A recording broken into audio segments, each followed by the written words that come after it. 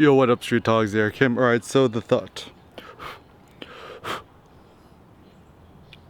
This one is about the new elitism, or elitism 2.0 as I call it. So this is the basic gist. Why is it that some peoples can get richer but simultaneously more enslaved? So for example, consultants, people who have to check their inbox every 2 seconds, and essentially, like, I think what's happening in today's modern world is, you know, people's getting richer, but people are also becoming more enslaved. So, you know, my heuristic for this is that, like, if you have to check your email every single day, you're probably not as free as you would like to be. So this is the big problem. I think so much of us are chasing money, wealth, blah blah, and you know, that's not necessarily a bad thing, but the big issue is that if you tend to do it via traditional means, like, you know, working for a consulting company, working in Silicon Valley, you know, working at Goldman Sachs, or working in some sort of banking industry or whatever, essentially you end up getting suckered somewhere, because as long as your income is derived from an institution or from somebody else, you're not 100% free. Now, I think in modern times, we don't actually really want freedom. I think what we really want is comfort, pleasure. We kind of want hedonism. So my thought is actually, maybe the better life is like where you actually have less money and you're more poor, but you have fewer cares. You actually have more freedom, and you could do more of what you want to do. You can say more of what you want to say without getting fear of a negative retribution or whatever it is. Because, like, it's funny, like, even a lot of my friends or people I know, or, you know, academics, whatever, they cannot really say or do what they really want to do or think or say, because they're afraid that it's going to hurt their career, it's going to hurt their position in the community, it's going to hurt you know, their public image and their public persona. And, you know, academics, you know, tech workers, all of us, we're not really that immune to it. So my thought about elitism is and then the word elite is interesting because it comes from elect, legere, to ledge, I think Proto-Indo-European for to speak.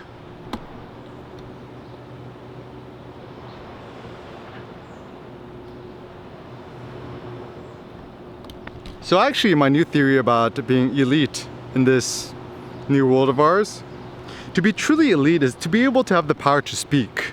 The power to speak your mind, to be free-spirited, to act freely. And this is why I consider America still the best country in the world right now, is out of all the countries in the world, it has the least amount of restrictions on freedom of speech, freedom of activities, and so forth. And, you know, we pay a steep price for it. You know, there's not as much social network here. There's not as much, you know, benefits from the government and stuff. But once again, I think that's the price you pay for freedom of speech and freedom of activity and liberty and whatnot. So I think if you want to truly, and you know, all of us, you know, we want to climb the social ladder and become more elite. And so, you know, certainly, you know, there's a lot of my friends and people I know who make way more money than me, but I feel way richer in the sense that, you know, I could do whatever I want to do. I don't gotta do nothing I don't want to do. For the most part, I'm not really ever stressed. You know, I'm not really bothered by none. And, you know, this notion of being your own boss is kind of a good one, I suppose. And even better yet, like, I even like the notion of a boss because, you know, some people like to even boss people around. I don't even like to boss people around. It's just like, it's too much work to boss people around. It's better to just, like, I more favor autonomy, freedom, activities, and stuff like that. And even the people that I work with. So I don't want to micromanage nobody. It's not really worth the effort to me.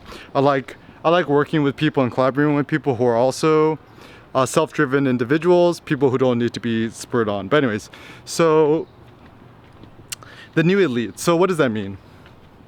For the most part, like, and then this is actually interesting with COVID, and this is where, you know, COVID has been useful for me in terms of my personal thinking or my philosophy, is that, like, now money actually has a lot less positive utility for me.